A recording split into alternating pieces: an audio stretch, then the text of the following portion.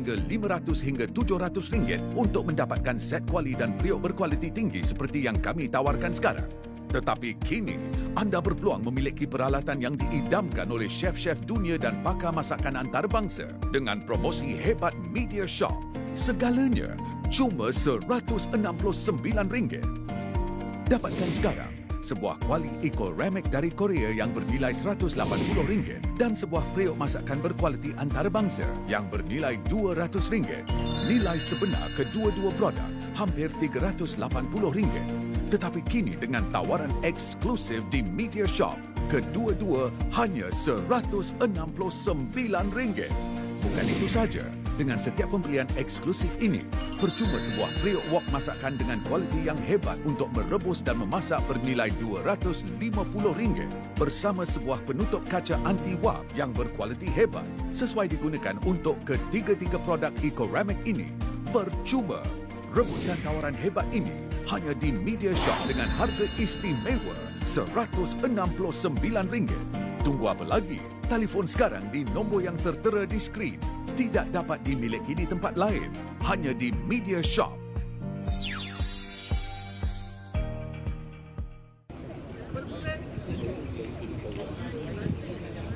Assalamualaikum warahmatullahi wabarakatuh dan selamat petang. Sekali lagi saya bersiaran langsung di Istana Negara bagi memberitahu perkembangan terkini mengenai perjumpaan Yang di-Pertuan Agong bersama Raja-Raja Melayu. Dan kalau kita lihat semasa siaran langsung saya pada jam 2 petang tadi, Sultan Johor dilihat merupakan Sultan yang pertama telah tiba di Istana Negara, iaitu sekitar jam 1.30 petang. Dan kemudiannya pada jam 2.15 petang, kenderaan Sultan Selangor iaitu Sultan Sharafuddin Idris Shah pula tiba di Istana Negara. Dan ia disusuli dengan keberkatan tiba Sultan Kedah, Terengganu, Perlis dan Perak yang terakhir iaitu sekitar jam 2.30 petang. Dan turut hadir merupakan Yang di-Pertuan Besar Negeri Sembilan. Walau bagaimanapun, Sultan Kelantan didapati tidak hadir. Namun apa sebab ketidakhadiran baginda, pihak media masih tidak dapat kena pasti.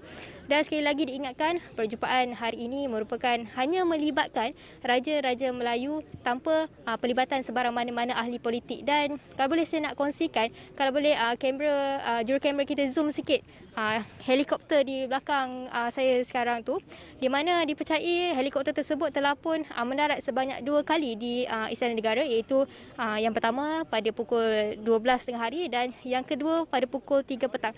Namun apa yang boleh saya pastikan, pihak media sekarang ini masih tidak dapat mengenal pasti siapakah milik helikopter tersebut. Dan kalau boleh saya nak mohon sekali lagi bantuan daripada juru kamera untuk pan sekejap suasana sekitar Istana Negara ini untuk melihat bagaimana keadaan para pengamal media yang menunggu di Istana Negara ini sejak jam 11 pagi tadi. Dan jika ada apa-apa perkabaran, kami akan berbincang dan berkongsi bersama. Dan sekarang ini saya sudah pasti sedang berlangsungnya persidangan itu dan sama-sama kita nantikan sebarang pengumuman daripada Yang di-Pertuan Agong sendiri. Dan menurut sumber juga, perjumpaan tersebut mungkin akan tamat sekitar 30 minit lagi ataupun lebih.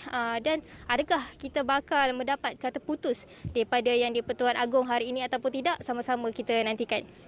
Baik, kalau itu cerita di Istana Negara, kalau kita lihat di media sosial, semakin rancak orang berbincang tentang darurat. Ada yang betul-betul faham dan ada juga yang mungkin apa sebenarnya yang terjadi di negara sekarang ini. Jadi sama ada darurat itu benar-benar diisytiharkan ataupun tidak, itu merupakan hak Yang di-Pertuan Agong. Dan yakinlah bahawa apa-apa keputusan yang diambil oleh Yang di-Pertuan Agong sendiri itu merupakan yang terbaik buat negara. Baik, saya rasa hanya itu sahaja maklumat yang saya boleh kongsikan ketika ini kerana mesyuarat juga masih berlangsung dan kami pengamal media juga tidak mendapat apa-apa maklumat terkini. Jadi sebarang maklumat anda boleh saksikan laporan penuh di Berita Al-Hijrah jam 8 malam ini. Saya Hanisa Hasanuddin dan juru kamera Nazi Kasim bersiaran langsung dari Istana Negara. Panci aspirasi negara.